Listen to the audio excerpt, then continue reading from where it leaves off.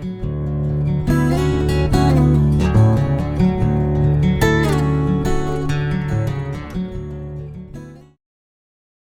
morning, everyone. Welcome to the Mindfulness Broadcast. It is December 2nd. Oh my goodness. December 2nd. Oh my goodness. I keep, when I email people, I keep putting 9 for it's still September in here. So if you get an email from me, know that what I mean is 12, not 9. Good morning. Hello, hello, and welcome, everyone. All right. So this morning, I'm going to go ahead and get started. It looks like most of us are in the room, and I've got Polly on the controls back there so we don't get anybody stuck.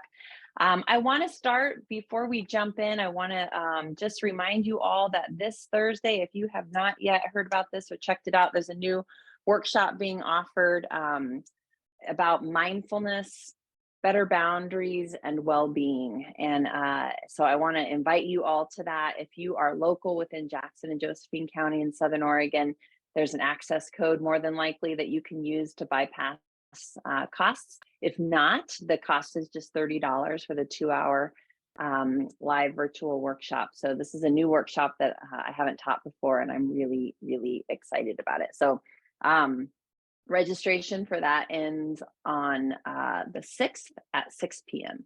12/6 at 6 p.m. So you can check that out. I hope to see you on there if you haven't yet registered. All right, so I want to focus on today the power of our words, bringing awareness. So mindfulness is often mindfulness begins with that step of awareness, of observation, right? So we're placing our attention somewhere on purpose. And today I want to bring that to our words and highlight the power of our words. What we say, and even prior to that, what we think drives an emotional state, a feeling. Those feelings, that emotional state drive our actions, our behaviors, which ultimately lead to the creation of our life, right? We've talked about that before. And so this morning, what I want to bring our attention to is what we're saying, maybe to ourselves, maybe what we're saying to other people, particularly bringing our awareness to what we say when we say, I have to blank. I have to get up. I have to go to work. I have to take time off to go to the doctor. I've got to schedule that day out or that time off because I need to get to my kids' winter break recital. I've got to start working out. I've got to go talk to that person. What follows that is going to result in probably feelings of maybe stress, overwhelm, this kind of push to make something happen, to get something done. And in reality, we don't have to do those things. We really don't. We could stay in bed. That is a choice that we have. We're choosing to go to work, right? We're choosing to go to work because whatever, because maybe we love what we do. Maybe also we love that there's an income that comes and it allows us to fund our life and, an upcoming vacation or whatever it is. And it's not to say that we want to paint everything like, I have to take this really terrible cough medicine. I get to take this cough medicine. It's not just about making it all sound happy and positive. It's reminding ourselves that there are very few things that we actually have to do, that we really are in choice. And when we just replace I have to with I'm choosing to, or I'm planning to, or I am prioritizing, or I'm going to do something, we remind ourselves that we are in choice. And when we are in choice, we activate a different emotion, usually. There's some freedom in there. There's a movement to a place of our brain where we can think, make decisions, right? We create a different emotional state surrounding that. we remind ourselves that very often this very life that we're living that might also be adding to our stress is also made up of a series of choices that we've made, right? Getting into these jobs that we're doing, transforming lives in the way that we are, raising these amazing children that we might have, or having already done that, or choosing not to do that. There's choice in our lives sewed in every single moment. And so when we say, I have to do something, we give that power away to somebody else, to something else, but it goes out of us. And so it's just remembering the micro moments of choice and power and using our words to highlight that. I'm prioritizing my health. And so I'm going to the doctor today. I'm going to take some time off to go to the doctor today.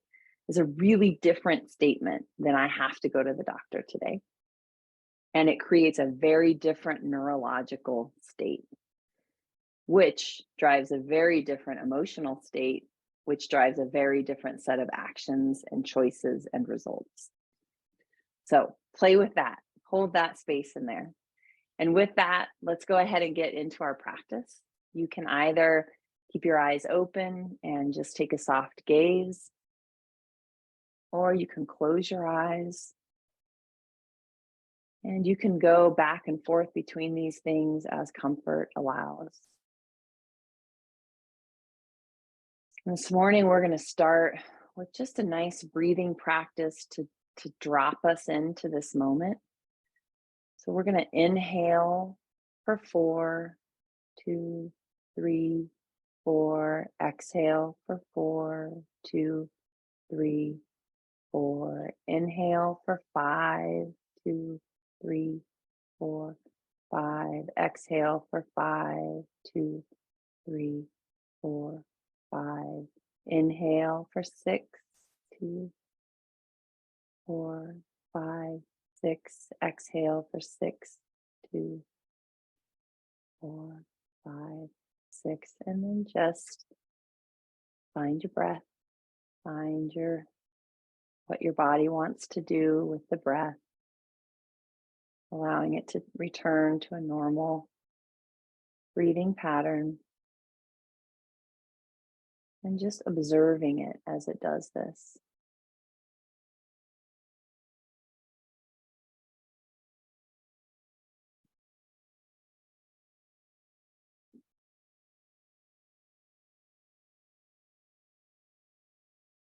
Breathing is one of those things we have to do. We have to breathe. And so it's a really beautiful tool to bring our attention to it. And noticing that even within something we have to do, there is choice. So we can choose to just allow the breath to happen. We can choose to bring our awareness and our focus to the breath, just observing it. We can choose to use our breath as a tool, utilizing the many different ways to deepen our breath or to quicken our breath, to change a neurological state, to change a physical state, to activate different parts of our nervous system. We can use this breath as a tool.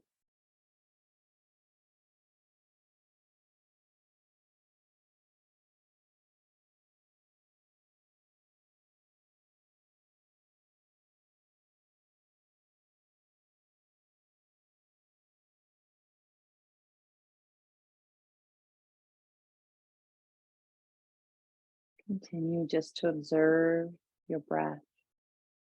This will be the entirety of the practice today, is keeping our attention on our breath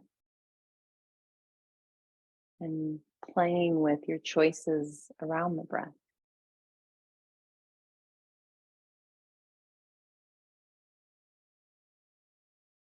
just simply observing or playing with different inhalations, the holding of the breath and the exhalations.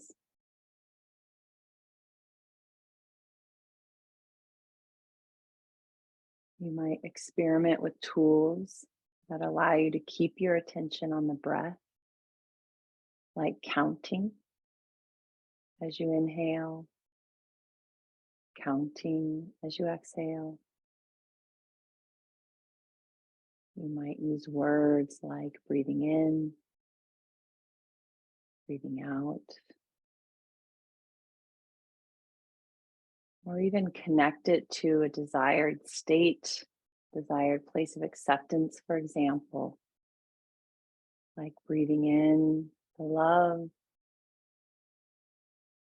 exhaling fear, letting it go.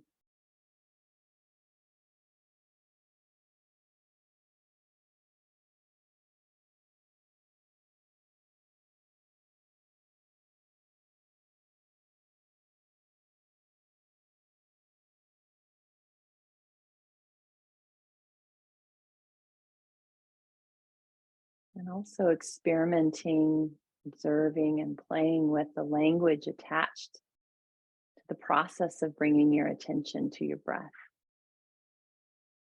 And what I mean by that is if you've lost your focus, you've noticed you're now thinking about something else, or planning. Maybe you're in a place of judgment about your own ability, how you might compare to somebody else, or a past version of you. And as you bring your awareness to that, again, you have choice. How do you bring your attention back? Is it through shame? What's wrong with me? Can't even do this. Can't even focus on my breath. Is it through acceptance? Minds wander, and I'm bringing my attention back.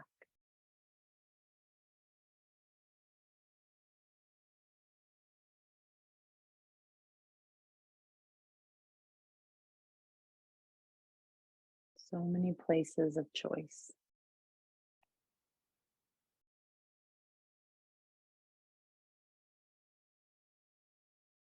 Breathing in and breathing out.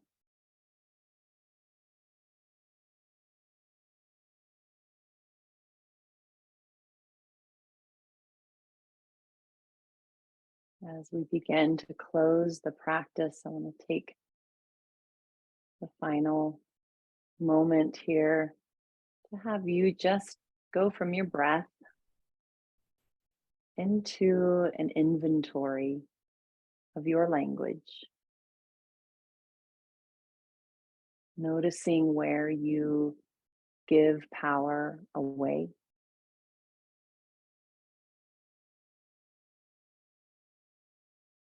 noticing where you want to bring it back,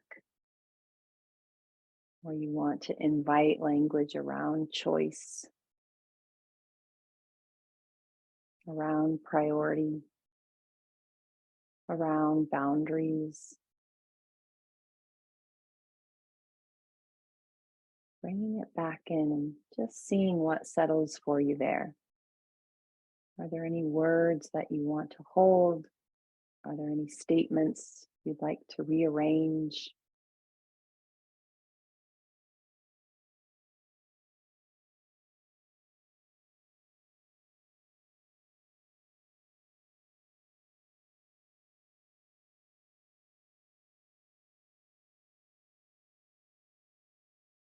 We often say, I have to do this mindlessly.